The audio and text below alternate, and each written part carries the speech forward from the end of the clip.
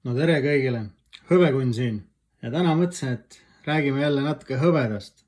Nimelt sattusin kuulama ühte sellist podcasti, kus osales Marokost ühe kõige suurema kaevandusfirma üks kõrgemaid tegelasi. Ja tema rääkis väga palju huvitavat juttu, et nagu te teate, hõbedat on ju vaja nii paljudes kohtades, et igasugust mobiiltelefonid, elektriautod ja nüüd meie tulevik, päiksepaneelid ja kõik muu. Lisaks veel ehted, investeerimismündid, värgid, särgid üle maailma, kõik sellised asjad, meditsiinid, lauahõbe, nagu neid asju võibki nimetama jääda.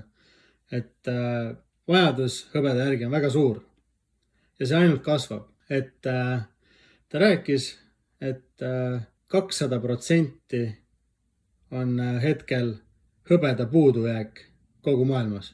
200%, saate aru või? On hetkel. Ta rääkis, et eelmine aasta nad kaevandasid välja 2,3 miljonit untsi hõbedat. 2024 aasta nad plaanivad 3 miljonit untsi välja kaevata. Ja 2025 aastaks nad avavad kolmanda kaevanduse ja tänu sellele 2025 aasta plaan on kaevata välja 7 miljonit untsi. Aga ta rääkis, et nagu vahet ei ole palju nad seal kaevavad seda. See puudujääk on niivõrd suur, et see ei katta ära seda, mis on vaja. Mis ma veel välja lugesin, ta rääkis, et Hiina hakkab ehitama maailma kõige suuremat päikesepaneeliparki, mida ei ole mitte kunagi maailmas varem nähtud. Ja nagu teate, siis Hiina on aastakümneid väärismetalli juba kokku ostnud, hõbedat, kulda. Lisaks sellele on Hiinal endal väga suured kaevandused. Et see on väga rets, mis siin võib tulevikus hõbeda hindadega juhtuma hakata. Lisaks sellele mainis, et need esimesed päiksepaneelid, mis välja aretati ja kõik selline värk, sinna kulus üks osa hõbedat. Aga nüüd, kui tehnoloogia ja kõik need värgid on kaugemale jõudnud ja on täpselt aru saadud, mis on efektiivne, siis need paneelid, mis nüüd toodetakse, nendele kulub 2 korda sama suur kogus hõbedat. Et mida rohkem hõbedat on su päiksepaneelides, seda kvaliteetsem see paneel on. Ja ühesõnaga, ta rääkis, et need, kes investeerivad õigel ajal hõbedasse ja näiteks õigetesse hõbeda aktsiatesse, kaevandusfirmadesse, nende tulevik, ühesõnaga, nad võivad väga suuri kasumeid sealt välja võtta mingi hetk, sest tuleviku poole on meil maailmas ikka rets hõbeda puudujääk. Ühesõnaga, ta rääkis veel seda, et iga kaevandusfirma ja iga inimene, kes tuleb neilt, viib oma plaani neile, et meie nüüd tahame hakata seal kaevandama, et rahastage meid ja ta rääkis, et täiesti mõttetu, et aktsiaturud on täis neid inimesi ja neid aktsiaid, kes nii-öelda müüvad neid kaevandusaktsiaid. Aga ta rääkis, et need on põhimõtteliselt väärtusetud. Et maailmas on mõned üksikud, 2 käe näppudel võib ette lugeda neid firmasi, kellel on reaalsed kasumid suured, kellel on ette näidata kõik, kellel on kaevandused, töötajad, plaanid, kes on aastakümnete jooksul kaevandanud ühes riigis, teises riigis, kolmandas ja neil on ette näidata, et nad sealt on nii palju välja tõmbanud. Ühesõnaga, kõik sellised asjad. Ja need teised kõik, kes seal tegelevad ja tahavad oma rahastusi ja asju, neil ei ole mitte kui midagi ette näidata. Neil on lihtsalt üks idee ja kõik tahavad kiiresti rikkaks saada. Et vaadake, et ei lähe nagu nende hõnge. Et kui isegi plaanite osta mingisuguseid kaevandusaktsiaid kunagi tulevikus, vaadake, uurige väga-väga palju enne ette, kui te oma otsuse teete, sest keegi ei taha ju oma rahast ilma jääda. Siinkohal mainin ära, et mina ei olegi mingisugune finantsnõustaja ja igaüks teab ise, mis ta oma rahaga teeb. Aga nii lihtsalt ühesõnaga, meid ootavad ees väga suured väärismetallide puudused, et kulla kohta see kehti. Kuld on alati kaevatud maast välja ja kuld on hoitud kui vara, ehk siis aastasadu. Kuningad, inimesed, kõik, kellel on kuld olnud, kõik on kõrvale pandud, et nende oma vara hoida ja põlvest põlve antakse seda edasi, müüakse maha, keegi jälle ostab. Et see on olnud alati vara, sellepärast ta nii kallis ongi. Aga kuna hõbedat võib liigitada nii varaks kui ka samas tööstusmetalliks, siis nagu näha, väga jõhkrad osad on nüüd viimastel kümnenditel hakanud minema tööstusse ja plaanid on veel suuremad, et hakkab minema ja seda lihtsalt ei ole nii palju.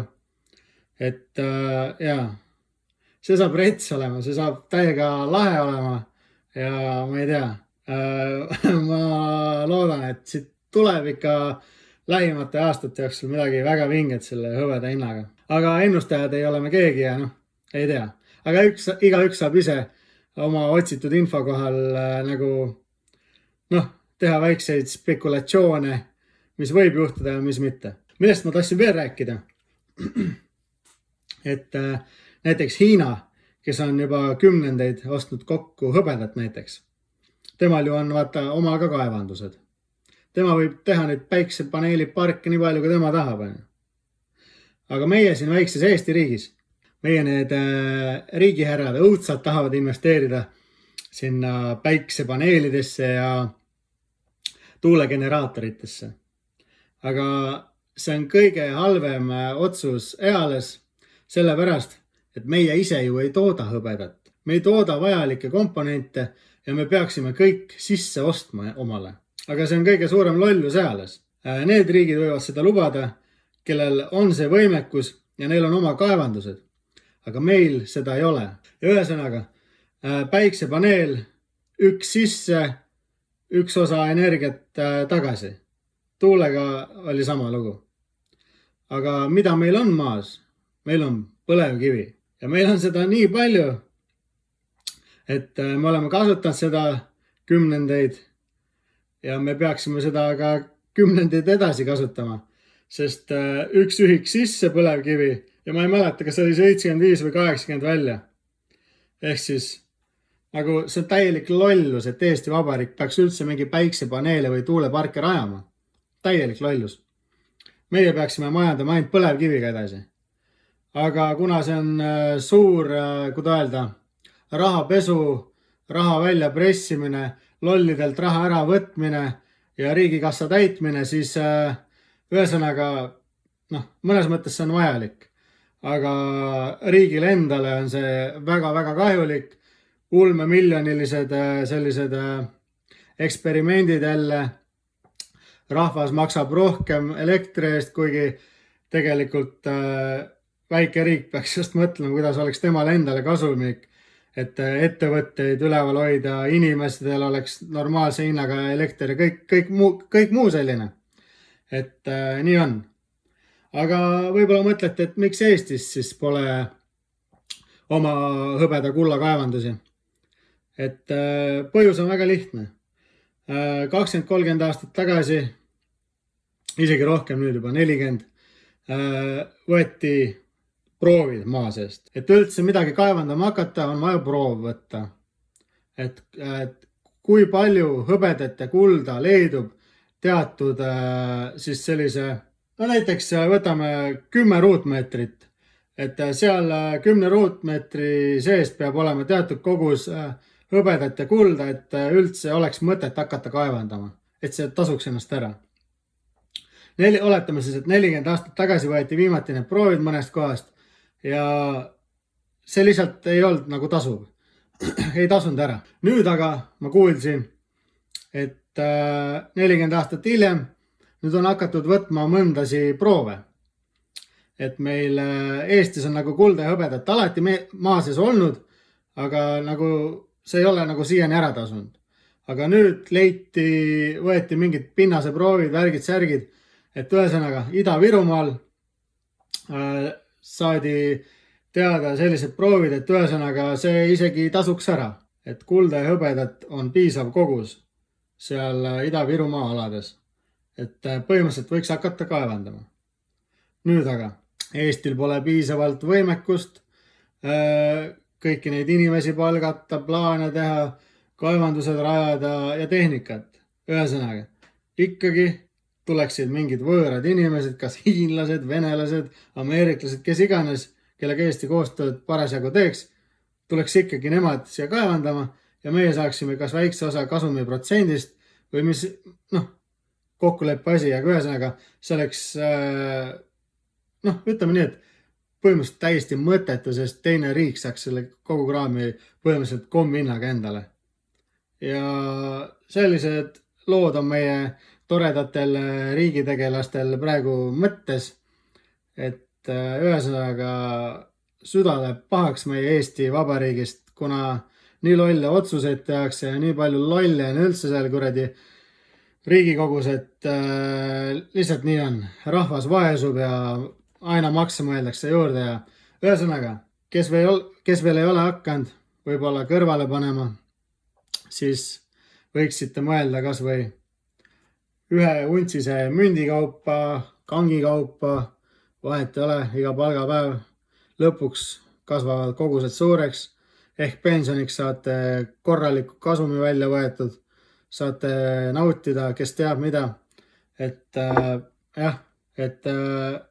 üsna viimased ajad on meil seda luksust siin veel nautida, kuna nende metallide hinnad võivad üsna pea lakke minna. Aga seda ei tea me keegi. Ühesõnaga, loodan, et õppisite siit videost midagi või saite mingit infot. Kui teile see meeldis, pange like, kommenteerige, mis on teie arvamused ja otse loomulikult tellige minu kanalit ehk siis pange subscribe ja näeme juba järgmises videos. Siin oli Hõbekunn. Tšau!